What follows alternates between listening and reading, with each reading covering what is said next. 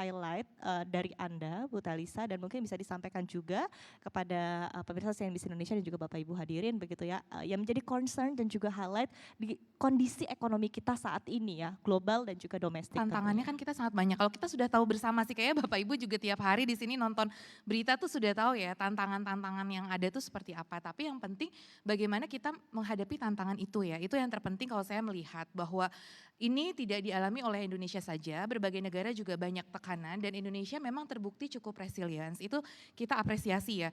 Walaupun dengan segala kekurangan, pasti namanya performance ekonomi suatu negara saat ini pasti ada yang kurang, ada yang lebih, itu sudah pasti. Nah, namun kita cukup apresiasi bahwa pemerintah selalu hadir untuk terus melakukan antisipasi kebijakannya. Nah, yang penting kita udah tahu resiko-resikonya, yang penting bagaimana kita memitigasi resiko-resiko tersebut. Kalau saya melihat, kita sudah tahu tadi resiko ekonomi terbesar itu tentunya dari ketidakpastian global. Nah, makanya kebijakan-kebijakan sekarang harus lebih adaptif lagi, harus lebih agile lagi. Karena begini, bagaimana kemampuan masyarakat menghadapi semua guncangan ini. Karena gini, kemampuan misalkan masyarakat kelas atas kalau kita lihat berdasarkan kelompok. Kita sering banyak bicara ya kelas menengah ya, di CNBC juga kita sering banyak bicara. Ada kelas atas, kelas menengah, kelas bawah. Tadi yang bawah sudah dikasih bansos dengan penebalannya. Nah yang menengah memang masih kurang, tapi kemudian pemerintah sekarang menyadari menengah itu karena banyak terus ya diviralkan juga. Sekarang banyak sekali juga program tadi yang disampaikan stimulus-stimulus untuk menjaga bantalan kelas menengah juga. Karena menengah ini sangat penting untuk konsumsi. Nah kan pemerintah juga ada lesson dan di situ akhirnya yang selama ini lebih banyak fokus di bansos, sekarang juga sudah ada program-program tadi diskon listrik, diskon tiket, itu kan kebanyakan untuk kelas menengah. Kemudian bantuan subsidi upah walaupun memang masih di yang 3,5 juta, ada harapan untuk yang 5 juta dan ke atas dan seterusnya. Tapi itu kan by the time nanti terus kita evaluasi lagi. Tapi yang pasti sudah ada adaptive learningnya dari kondisi yang ada. Jadi kelas menengah harus. Nah kalau untuk kelas atas sebetulnya apa yang perlu disediakan oleh pemerintah? Kelas atas tentu tidak butuh bansos ataupun stimulus yang umum diberikan kepada bawah atau menengah.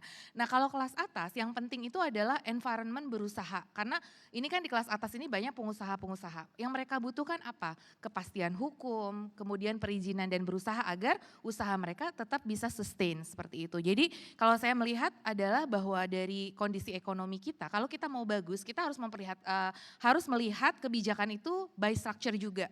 Jadi lihat tadi kelas bawah seperti apa polisinya khusus, menengah seperti apa, kemudian kelas atas seperti apa. Masing-masing punya orientasi kebijakan. Dan kemudian tadi sudah disampaikan banyak Pak Febrio dari sisi fiskal. Nah kebijakan itu saya dari akademisi selalu mengulang-ulang. Mungkin saya tadi sebetulnya udah menyiapkan slide ya, kalau boleh sedikit Pak Febrio juga pasti menyiapkan.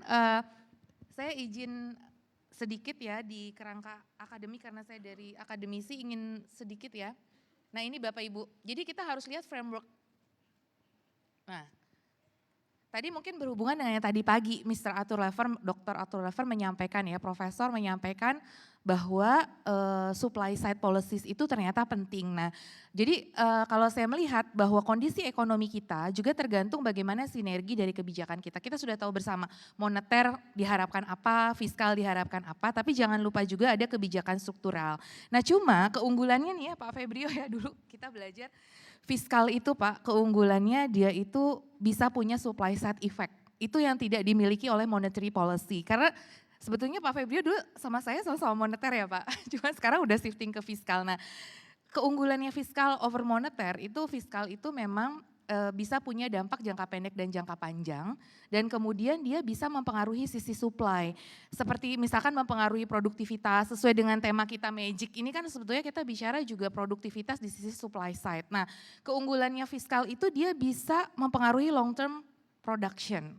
Nah itu keunggulannya. Jadi itu yang perlu kita dorong terus nanti. Nah kalau monetary policy memang lebih banyak belakangan ini menjaga stability ya kalau kita lihat. Jadi katanya ada yang bilang kalau fiskal kita tuh dibutuhkan untuk ngegasnya, moneternya itu untuk menjaga stabilitas, untuk ngeremnya. Walaupun ya nggak selalu harus ngerem juga, kalau terlalu sering ngerem ya kita akhirnya jadi terlalu lambat begitu kan. Nah ada suara-suara dari para ekonom, kan karena saya juga ekonom banyak berbicara dengan teman-teman ekonom pasar gitu ya, di sekuritas dan lain sebagainya. Pengennya fiskalnya ngegasnya agak sedikit lebih lagi gitu ya.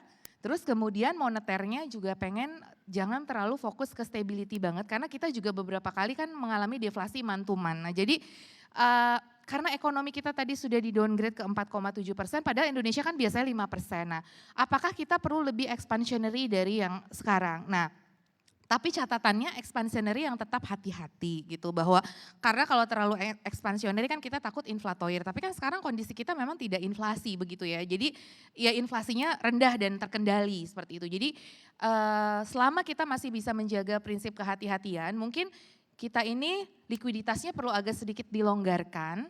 Nah, kalau di sisi fiskal sebetulnya pemerintah kan sudah banyak tadi stimulus-stimulus, tapi on the other hand kan pemerintah melakukan efisiensi begitu Mbak Sarifah. Jadi masukan kami kepada pemerintah adalah efisiensinya lebih kita lihat lagi seperti itu, karena jangan sampai efisiensi ini menimbulkan kontraksi, karena menurut kami efisiensi dengan kontraksi itu berbeda tentunya. Jadi efisiensi itu kan pengeluaran-pengeluaran yang tidak perlu, tapi bukan berarti kontraktif ya seperti itu. Jadi karena tadi tetap diharapkan bahwa kita ada mendorong gitu, karena ini di tengah perusahaan sekarang sedang kondisinya melambat begitu ya. Satu-satunya harapan kalau kita lihat Keynesian effect ya dari sisi government gitu ya, yang bisa mendorong, karena government walaupun 8-10% tapi multiplier efeknya tuh sangat besar gitu. Jadi ya cuman tadi pemerintah kita memang punya banyak program yang harus disukseskan, kita paham, tapi mungkin efisiensinya perlu dipilah dan dipilih lagi supaya yang kita potong itu lemak jangan daging gitu ya. Jadi